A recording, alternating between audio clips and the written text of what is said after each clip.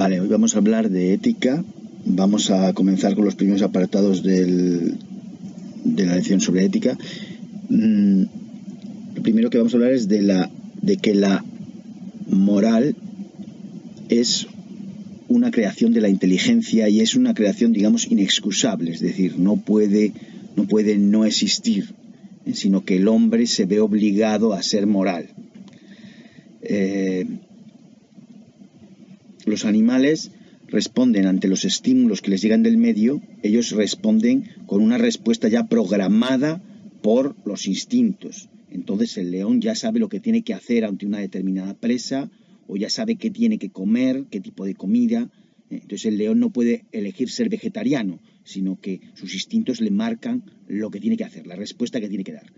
Vale, esto no sucede con los seres humanos, sino que los seres humanos a los estímulos que nos llegan de fuera no respondemos con los instintos, porque casi carecemos de instintos, o los instintos están muy poco definidos, son muy poco específicos. Entonces los seres humanos respondemos con la inteligencia. La inteligencia nos abre una serie de posibilidades, y entonces tenemos que elegir. Por ejemplo, podemos elegir ser vegetarianos, o podemos elegir hacer ayuno, o podemos elegir comer hasta hartarnos. Pero los seres humanos, los estímulos externos no le marcan una conducta definida, sino que es su inteligencia la que tiene que elegir entre distintas posibilidades y luego justificar por qué actúa así. Vale, esta justificación esto es lo que constituye la ética, o el hecho moral, el hecho moral del hombre. El hombre es moral por naturaleza porque tiene que justificar su conducta, cosa que no le pasa al animal. Bien, ese es el primer apartado, que es lo que se llama ahí la moral, es una creación de la inteligencia. El segundo apartado es definir las dos palabras inmoral y amoral. Inmoral sería cuando alguien va contra un determinado código moral, entonces decimos que alguien es inmoral porque se ha portado mal. Y luego la palabra amoral solo se aplica, digamos, a los animales. Amoral significa sin moral. Y en ese sentido, pues los animales serían amorales, no inmorales. No es que actúen mal, no es que se porten mal, no es que vayan contra un código determinado, sino que son amorales. Amorales, sin moral. Inmoral es que vas contra una moral concreta, la moral católica, la moral musulmana, la que sea. Eres inmoral, te has portado mal, has transgredido las normas morales, o la norma moral. Inmoral. Vale, entonces quizá de los locos o de los niños se puede decir que son amorales en principio cuando son muy pequeños y no pueden responder. Pero y de los animales, la palabra amoral se aplica a los animales. A los demás seres humanos pues se le aplica la palabra moral o inmoral. Bien, otro apartado es el de que la moral es algo colectivo, es una creación social. Es decir, yo no invento mis propias normas morales, sino que la sociedad, digamos, en grupo, la sociedad crea una serie de costumbres, una serie de maneras de funcionar que se consideran las válidas, y entonces, bueno, pues nosotros las heredamos de pequeños por la socialización, pues cuando vamos asumiendo las normas sociales, pues vamos asumiendo la moral. Entonces, la moral no es algo, digamos, individual, sino que es algo colectivo, es algo que creamos entre todos, digamos, y entonces las nuevas generaciones aceptan o rechazan las normas morales de sus padres, de sus abuelos. Entonces, pero es importante porque moral, la palabra moral viene de mores, que significa costumbres en latín. Entonces, en realidad la moral son las costumbres. Si tenemos costumbre de mentir, o la hipocresía como una costumbre, o ayudar a los demás como una costumbre, o dar limosna, o lo que sea, son normas morales, son actos que son costumbres creadas por el grupo social. No es algo puramente individual, aunque luego yo elijo mi conducta, pero lo hago dentro de un marco, dentro de un código moral que he aprendido de la sociedad. Bien, pues ahora viene un apartado importante, que es el apartado de la libertad. El problema de la libertad en el ser humano también se llama el problema del libre albedrío. Bien, antes de hablar propiamente del libre albedrío, podemos definir dos tipos de libertad, que son la libertad externa y la interna. La externa es muy fácil de definir. Se dice que alguien tiene libertad externa cuando no tiene cadenas, cuando no tiene obstáculos, cuando no tiene amenazas, cuando no tiene impedimentos que le obligan, que le impidan actuar como quiere. Entonces, cuando una persona tiene libertad externa es que puede hacer lo que quiera. Si yo estoy en una cárcel, no tengo libertad externa. De los animales también se puede decir que tienen o no libertad externa. Es decir, un pájaro en una jaula no tiene libertad externa. Si lo suelto, entonces ya tiene libertad externa. Bien, entonces esto es la libertad externa. Es que no haya obstáculos que me impidan actuar como yo quiero actuar. Vale, pero hay otro problema más grave, digamos, o más importante, más profundo, que es el problema de la libertad interna, que es mi capacidad de decisión. Esto es un problema discutido, distintos pensadores tienen distintas maneras de entenderlo, que es si los seres humanos somos o no somos libres.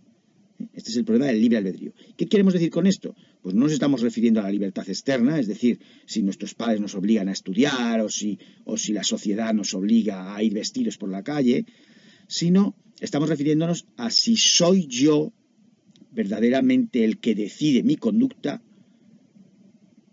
o hay algún tipo de obligación que me impide actuar libremente. Me explico. ¿Qué podría ser aquello que me quitara la libertad interna? Bueno, pues podría ser, por ejemplo, que yo estuviera ya obligado por mi código genético, por mis genes, por mi naturaleza, la naturaleza con la que he nacido, estuviera obligado a comportarme de una determinada manera. Por ejemplo, si he nacido una persona agresiva, pues entonces me voy a comportar agresivamente con los demás. Entonces no estoy eligiendo, sino que es mi carácter genético el que me obliga a actuar así.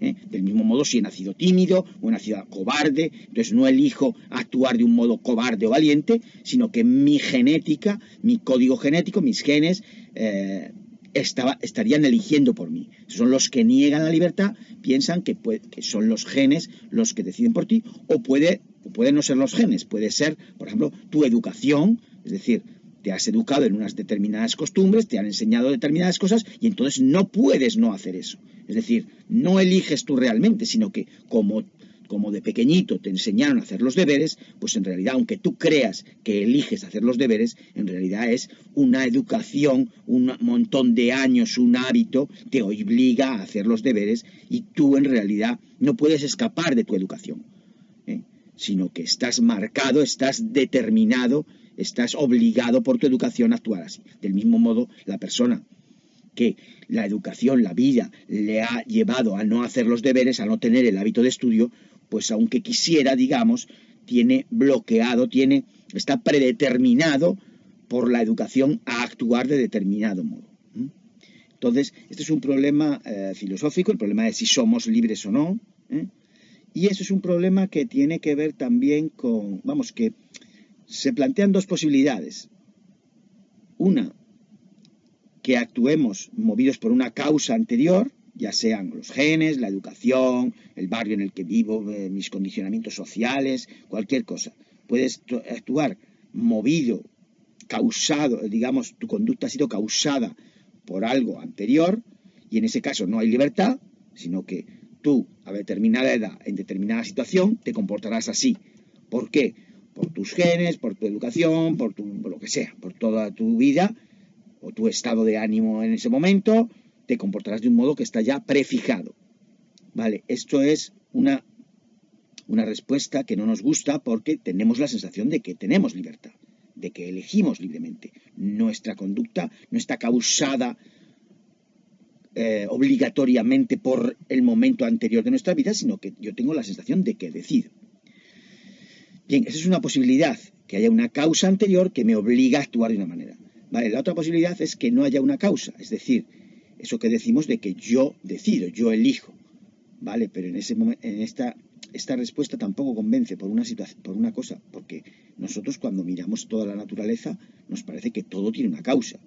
Si llueve es porque hay una serie de circunstancias atmosféricas que provocan la lluvia. No, el cielo no puede elegir llover o no, sino que la situación anterior provoca esa lluvia.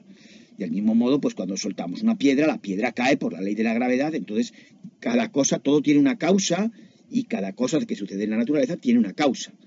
¿Vale? ¿Qué pasa? Que el ser humano no tiene una causa. Es decir, cuando una persona hace algo, lo que sea, no tiene una causa, no hay un hecho anterior que es el que ha causado eso que hace. Porque además, imaginemos que no tiene una causa, es decir, que una persona tiene unos motivos para actuar así, otros motivos para actuar de la otra manera, y entonces elige. Vale, pero esa elección, ¿qué es? Esa elección es una especie de elección al azar, una elección ciega, es decir, no elijo, quiero decir, si tengo unos motivos, pues unos motivos pesarán más que otros. Entonces, si yo me decido a estudiar, seré porque hay unos motivos, como si fuera una especie de balanza, estudiar o no estudiar. Y entonces, la balanza pesa de un lado más que del otro. Eso sería la visión causal, es decir, hay una causa que hace que la balanza se venza hacia un lado y entonces obligatoriamente tienes que estudiar porque pesan más los motivos para estudiar que para no estudiar. Vale, puedes decir, no, tengas los motivos que tengas, al final tú eliges. Vale, ¿y esa elección qué es? Es una elección ciega, es una especie de moneda al azar. Es decir, yo tengo unos motivos para estudiar, tengo otros motivos para no estudiar. Y al final yo, sin tener, digamos, en cuenta el peso mayor de unos u otros, elijo lo que quiero. Bien, pues ¿comprendéis las dos posibilidades? Las posibilidades es, la primera, que todo tenga una causa y que entonces esos motivos, por pesar más, me obligan a actuar de un modo. Entonces, la primera es, todo tiene una causa, o no hay una causa, sino que aunque haya motivos y causas anteriores, al final el ser humano elige libremente, pero eso tampoco es una elección, porque eso es una especie de arbitrariedad, de azar, de elección ciega, sin motivos. Tampoco convence. Entonces, bueno, pues no es fácil entender, quiero decir, no es fácil explicar el proceso de en qué sentido decimos que somos libres, si resulta que, por cierto, los animales se considera que no son libres, sino que se considera que ellos, sus motivos, sus razones, sus instintos, su naturaleza les marca lo que tienen que hacer en cada momento. Entonces, la situación, los estímulos exteriores, combinado con sus instintos, les obligan a actuar de un modo. Sin embargo, los seres humanos se considera que sí son libres. Ese es el problema del libre albedrío, y en realidad este problema, si consideramos que no somos libres, en realidad la ética no tiene sentido. Porque claro, solamente porque puedo elegir, tengo que justificar por qué he hecho esto o lo otro. Si resulta que son mis genes, es mi educación, son las circunstancias que sean las que me obligan a elegir esto, en realidad no es que bien y el mal. No estoy eligiendo, pues no tiene sentido hablar de bien y mal. Hago lo que no me queda más remedio que hacer. De una piedra que cae por la ley de la gravedad no decimos que actúe mal ni bien. Y por cierto, Spinoza, que pensaba que la libertad no existe, era una ilusión, nos creemos que somos libres, pero no lo somos. Bueno, pues decía, si una piedra tuviera pensamiento, si una piedra tuviera conciencia, se creería que cae libremente. Cuando no es así, nosotros sabemos que cae por la ley de la gravedad.